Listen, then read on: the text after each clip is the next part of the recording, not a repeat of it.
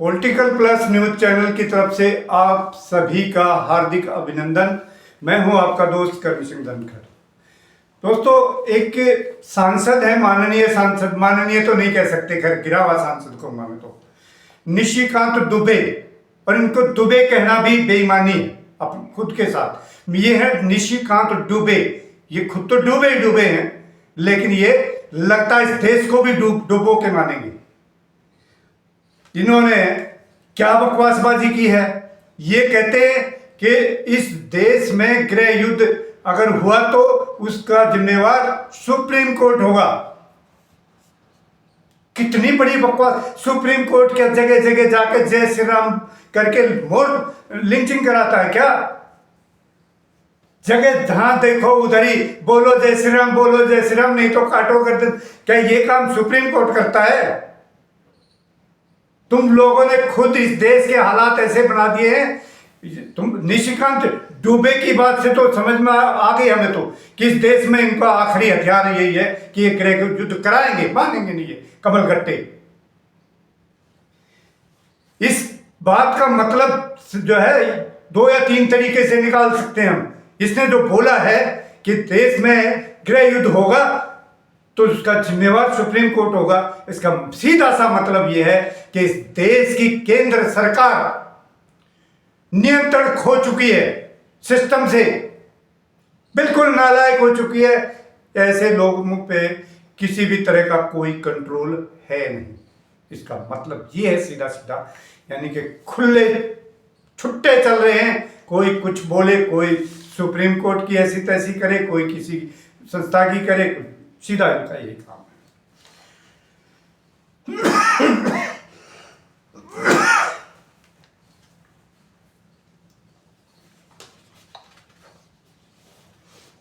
या फिर इस अमानवीय सांसद, ये इसमें मानविकता नहीं है कोई भी किसी तरह की भी। ये मानसिकता इसकी गंदी हो चुकी है। ये मुझे लगता है कि इसका दिमाग चेक कराने की जरूरत है। ये मानसिक तौर पर बीमार है ये आदमी, तभी इसने ऐसी बात की। या फिर इस देश में एक होड़ भी लगी हुई है, वो जुठल्ले जो विश्वगुरु हैं उनके, और एक वो टकला है इनका, उनके पिछवाड़े तशरीफ चाटने की होड़ लगी हुई है बीजेपी में कि कौन ज्यादा चाट के आएगा, उसको उतना बड़ा ये पद भी देते हैं। जो जितना चाटे उसको उतना बड़ा पद। ये प्रथा है इनकी। या फिर इस चाटने की होड़ में ये निशिकांत दुबे सबसे आगे निकलना चाहता है। इसका ये मतलब भी हो सकता है। नहीं तो एक और मतलब निकलता है ये कि ये जो टपोरी बकवासबाजी कर रहा है, सड़क छाप टपोरी, ये खुद को बहुत बड़ा गुंडा समझता है। क्या ये मतलब इतना बड़ा गुंडा है कि 56 इंची को भी डराना चाहता हो शायद?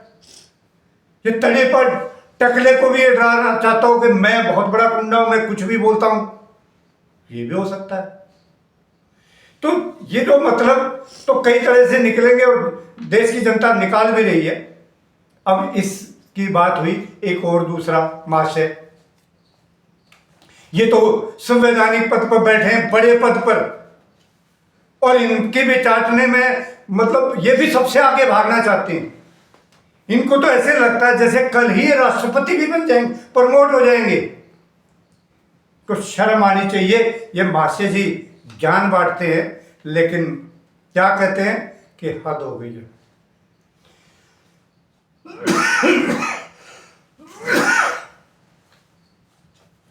ये महाशय जी ज्ञान बांटते हैं, कहते हैं वो हद हो गई है, कोर्ट अपनी हद से आगे निकल रहा है। 142 के तहत कोर्ट को, न्यायालय को मिसाइल मिल गई है 24 घंटे चलाने के लिए। अरे भाई, किसने दिया उनको यह अधिकार? इस संसद ने दिया है, संविधान ने दिया है। इस संसद के बनाए हुए संविधान के तहत उनको हक मिला है। 142 के तहत वो किसी भी कानून की वो समीक्षा कर सकते हैं। न्यायालय इसी के लिए है, नहीं तो तुम तो पता नहीं कैसे अब ये गलत अगर कानून बनाओगे बदनीयती से, तो क्या चेक एंड बैलेंस नहीं होने चाहिए? क्या श्रीमान धनखड़ साहब आप ये चाहते हैं इस देश में व्यवस्था खत्म हो जाए? पता नहीं आपको किसने वकील बना दिया और कैसे बन के आए हो आप। यही चाटुकारिता करते करते शायद यहां तक पहुंचे हो। शर्म आनी चाहिए आपको। आप संवैधानिक पद पर, सबसे बड़े संवैधानिक पद पर बैठकर सबसे घटिया बात कर रहे हो। संविधान की ऐसी तैसी करना चाहते हो, अव्यवस्था फैलाना चाहते हो, डराना चाहते हो न्यायालय को? नहीं। और सुनो, आपके खुद की पोस्ट की क्या हालत है। आप जिस पद पर बैठे हो ना, इस देश में आज रायशुमारी करा लो। आधे से ज्यादा लोगों का ये कहना है कि ये राष्ट्रपति और ये आपके उपराष्ट्रपति और ये राज्यपाल इस देश की जनता के ऊपर बोझ है। मैं दावा के साथ ये कह रहा हूं ये बात। आप रायशुमारी करा लो, जनमत संग्रह करा के देख लीजिए, आपकी आंखें खुल जाएंगी। 10-10, 20-20 हजार करोड़ के बंगलों में बैठे हो, वहां पे 5-10 हजार रुपए, 5 से 10 हजार करोड़ रुपए शायद एकड़ का भाव होगा। इतने महंगे बंगलों में बैठे हो, जनता के पैसे पर अय्याशी कर रहे हो और जनता के लिए संविधान अगर है तो उसको खत्म करना चाहते हो।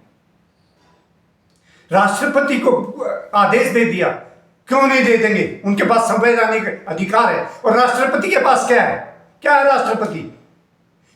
अगर आज गुंडों के हाथ में बहुमत है तो वो कोई भी कानून बनाएंगे, राष्ट्रपति को तो साइन करने। राष्ट्रपति की क्या है? राष्ट्रपति के पल्ले सिर्फ मंत्रिमंडल जो कहेगा वही करेगा। मंत्रिमंडल की गुलामी करता है राष्ट्रपति इस देश का। क्या जरूरत है इस पद की? राष्ट्रपति सर्वोच्च है, संविधान सर्वोच्च है, इस देश की जनता सर्वोच्च है।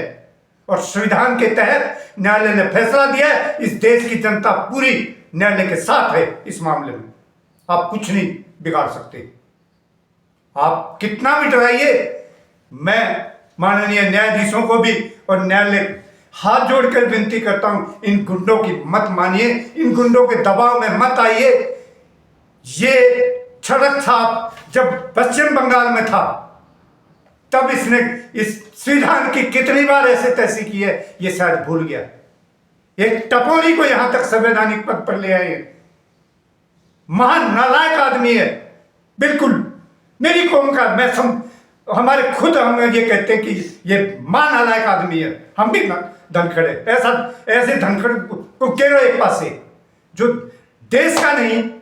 अरे भाई, जाटों के लिए तो ये कहा गया है, जो झुका हुआ जाट और टूटी खाट किसी काम की नहीं। तुम तो झुकावट की तुम्हारी तो हद है। तुम तो 24 घंटे झुके रहते हो। जो तुम्हें दिखाऊं मैं कहां तक कितने गिरे हो। देश के माननीय उपराष्ट्रपति श्री जगदीप धनखड़ और उनकी पत्नी डॉक्टर सुदेश धनखड़।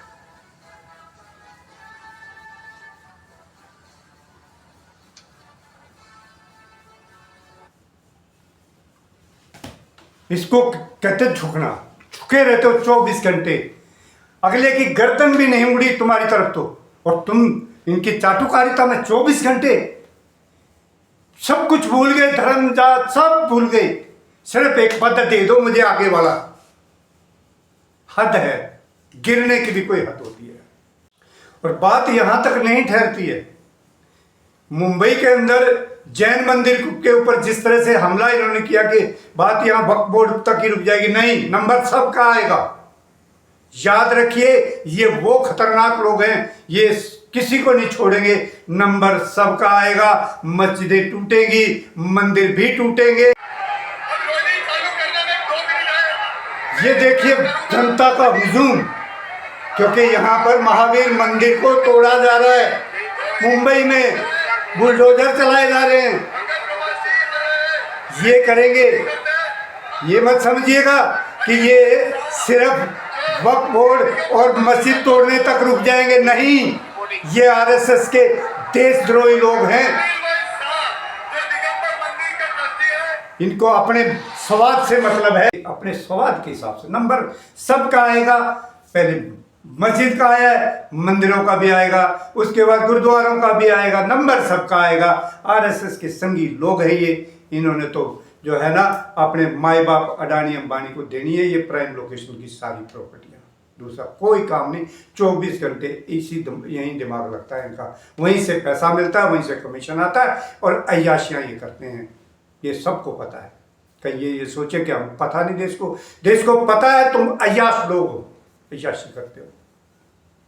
दोस्तों अब मैं अपनी वाणी को देना चाहूँगा विराम।